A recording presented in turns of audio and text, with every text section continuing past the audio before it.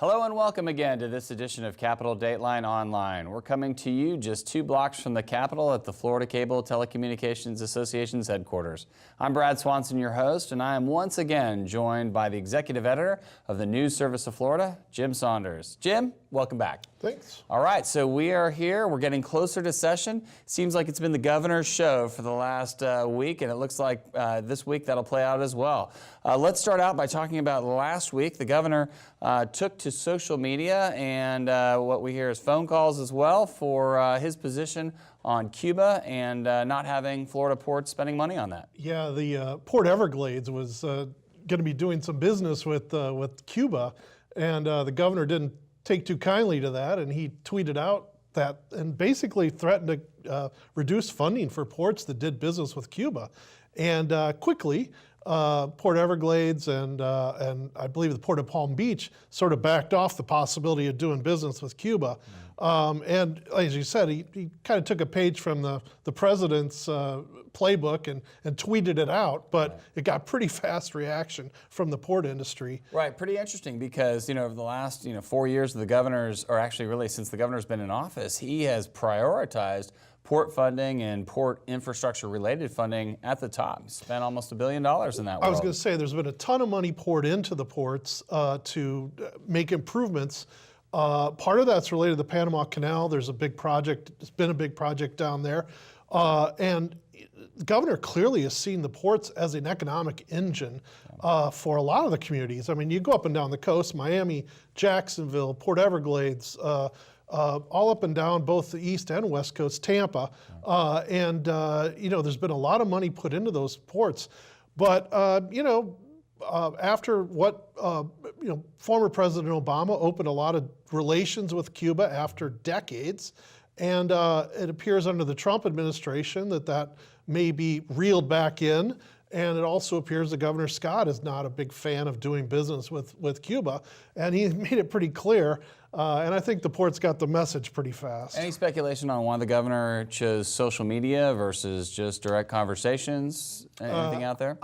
I do not know, other than it put out a message to the world as opposed to him making a phone call to the port officials at those specific ports. But when you put it out on Twitter, it sent a pretty direct message, not only to the ports, but there could be other types of agencies or businesses seeking to do business with Cuba, and it kind of sent a message to them that he doesn't really have much appetite for it. Yeah. Well, we'll see how that continues to play out. I know the federal overlap on relations with Cuba drives so much of Florida's ability. But one thing that wasn't mentioned, obviously, in that conversation are the airports that are flying people directly. And obviously, there's more of an FAA federal oversight on how that all works, but the funding still flows through the states. Well, there's a lot of businesses that see opportunities in Cuba too. So Florida businesses as well as other businesses in other states. Yep. So how this all plays out with the new Trump administration will have an impact on Florida as well as other states. Yeah. Well, we'll see. We'll stay tuned for that one. So let's go from ports and potentially airport funding to something a little more closer to home. Florida is celebrating Hispanic Heritage Month, and the governor will be celebrating essay contest winner who are writing about first responders and veterans at the mansion tonight. So tell us a little bit about where the governor is and really where did that program come from? My understanding is it came from former Governor Bush, that it's something that started with him. Yeah. So it's one of those things that the governor does. It's honors certain groups. He honors different groups throughout the year, and this is one of them. Right. So. Well, we'll look for both imagery coming out of the governor's office on that one, and we'll look for those essay contest winners and see what happens to them. That should be good. All right. So from the governor's mansion to the accountant's office, we're going to be talking about his proposed budget. When does that come out, and what are we expecting? Well, the governor's going to propose his budget Tuesday morning, and we, a lot of the details will start to come out then. He and his office have sort of leaked out slowly details over the past few weeks. During this past week, the biggest detail that they released was that he's going to seek $618 million in tax cuts.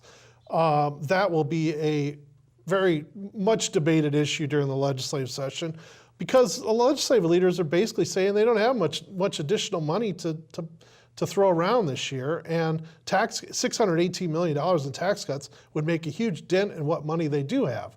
So it was kind of interesting to see the reaction to the governor's his proposal, and that it was kind of lukewarm from both the House and the Senate. And the House has been very aggressive in the past on tax cuts, or at least their proposals, not always the end result, but their proposals have been pretty aggressive. So it will be interesting to see what the legislature comes up with.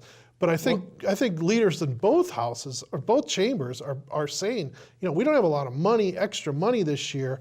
A large part of this tax cut package, $454 million of it, would be to reduce a tax on commercial leases that businesses pay. It's a sales tax on their leases. Right. It's the only one in the nation. It's the only one in the nation.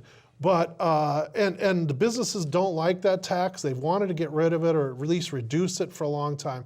But the problem is, to make any significant dent in it, it requires a lot of money. Right. So in this case, I think he's wanting to reduce it by 25%, and that's $450 million. That's a lot of money. Right. So those are the kinds of conflicting issues that are out there right now. Right. And, well, in the context of the budget itself, how big are we looking at for the total Florida budget right now? Well, the whole Florida budget this current year is $82 billion and change. Right. So we don't know what his bottom line will be when he proposes his budget. You got to figure it'll be in that neighborhood. So, but a lot of that money isn't really discretionary. A lot of it, there's huge chunks of, for instance, federal money that goes to Medicaid. You can't use it for anything else besides Medicaid. Right. So, some of that is, that number kind of gets overstated to a certain extent. But part of the problem is the projections that economists have put out for the next 3 years is that the state isn't going to have a lot of extra general revenue which is its most flexible source of money to play with. So, right. Well, if we look at those spending and we break down some smaller pieces within the budget, the governor just either leaked or it's been public another potential source for state employees, and it's in the corrections world. What are we looking at? On Friday, the governor's office proposed $45 million in pay increases for corrections workers and probation workers. Now, I think a lot of people have thought that there needs to be more money going into that system. There's a ton of turnover in the prison system among officers.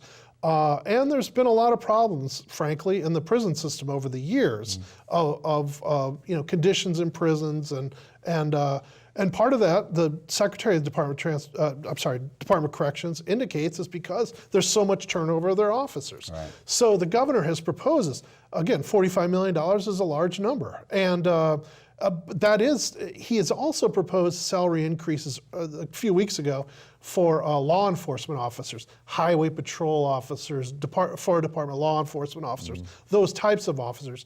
That's a smaller number. I think it's 11, 12 million, something like that. But when you combine those together, you're starting to get big numbers. Right. Again, that's going to be one more facet of the budget that they're going to have to sort through. There's all kinds of spending proposals coming out other places. I mean, the governor has proposed some changes in higher ed that would cost some money. For instance, Bright Future scholarships to make them applicable over the summer.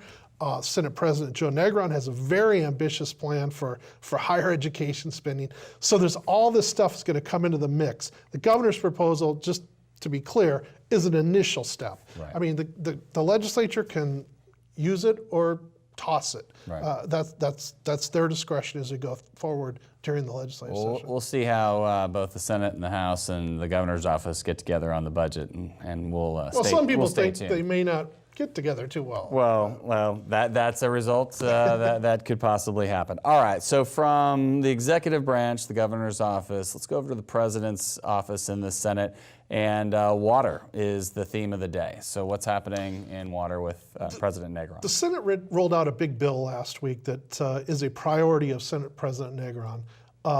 Not only is it a financial issue, but it also has some political, there's a lot of political sides going at it on this issue.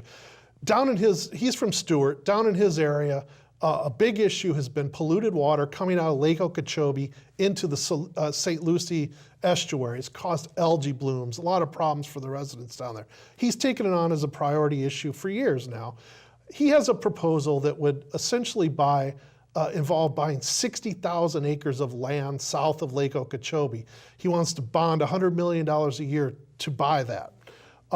Essentially what that would allow, instead of the water going into the St. Lucie estuary, it would go into a reservoir on the 60,000 acres of land. And he has made this a priority, but it's getting significant pushback. There is, the sugar industry is opposed to it, which is a very influential lobby in Tallahassee. Also, this past week, a group of North Florida, a couple of North Florida legislators, former Congressman Steve Sutherland, held a news conference basically saying they oppose it because they think it's going to divert money away from water projects in North Florida. So there's sides lining up against Negron on this, and it's going to be interesting to see whether he can pull this off. It's a big hometown issue for him, and we haven't really seen a lot from the House yet on that issue. But it's going to be a big debate during session. Well, when water's at stake, the entire agricultural community seems to weigh in, regardless of geographic location. It's an issue that has fallout across the rest of the spectrum, and for sure for the total economy. I was going to say, this is not, I mean, as going with what you said, water is a big issue all over the place. This it isn't an exclusive issue to this area. This seems to be the issue of the year, though, in terms of water. You know, and when you have a Senate president pushing it, it makes a difference as well. It does. It does indeed. All right. So from a not uniquely Senate issue to an issue that is definitely going to encapsulate both chambers a little bit. It's been brewing for the last 4 or 5 years, and it has to do with how retailers sell alcohol. And where, and can they attach to grocery stores or larger stores? Tell us about the issue. How are we hearing about this? What's happening? Well, the sort of the initial salvo started last week in the Senate, but basically this issue has been around for a few years, but it goes back to a Prohibition-era law that requires liquor stores to be separate from grocery stores. And a couple of the big box retailers, Target and Walmart, have been lobbying to try to change this law so that they would be able to sell liquor in their stores along with groceries and all the other things that those stores sell. You know, they can all sell beer and wine in the same stores as the groceries now, but they're talking hard liquor. So standalone liquor stores and your mom and pops all the way to your larger chains, such as ABC Liquors, they're not happy with this idea. I mean, that's the lobbying fight has started, and again, you have the big box retailers on one side, you have ABC Liquors, you have other liquor stores, you have Publix on the other side. Part of Publix's business model has been to open liquor stores in the same complexes as their grocery stores, but they're separate facilities. So, but the ABCs of the world clearly see this as a threat, that if Walmart down the road can sell liquor, that it's going to drain away customers from ABC. I use ABC as an example, but there are a lot of other liquor stores out there that may probably have the same position. So they argue, the opponents of changing this law argue that if there's liquor sold in big box stores, that minors could get it. There's not as much security in big box stores and so on as there are in liquor stores.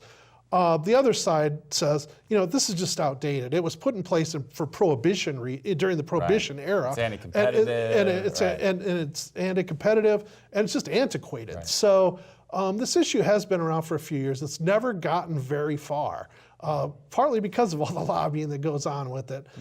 So we'll see this year whether it has any better chance. Well, we're in that kind of that magic, you know, 3rd, 4th year window with this issue, and that's usually when legislation either goes or it doesn't, and then the legislature will either pass it or remain quiet on it for another few years. And also you have new leadership in both chambers, and so there's a lot of issues that could change from what they've been over the past couple of years, depending on how leadership views them. So. All right. Well, So from that issue on to this week, we'll be staying tuned. Anything that we need to know about coming up this week? Well, the budget is going to be the big thing and what the fallout is from that. But also, Governor Scott is having his jobs summit at the end of this week down in Orlando.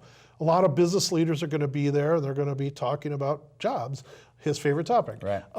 Enterprise Florida also meets down in Orlando this week. So, there's going to be a lot of focus, I think, on job issues, economic development issues this week. Well, we'll stay tuned for coverage that your organization will provide on all of those issues, and we look forward to seeing you next week. Great. Thanks, Jim. Thanks.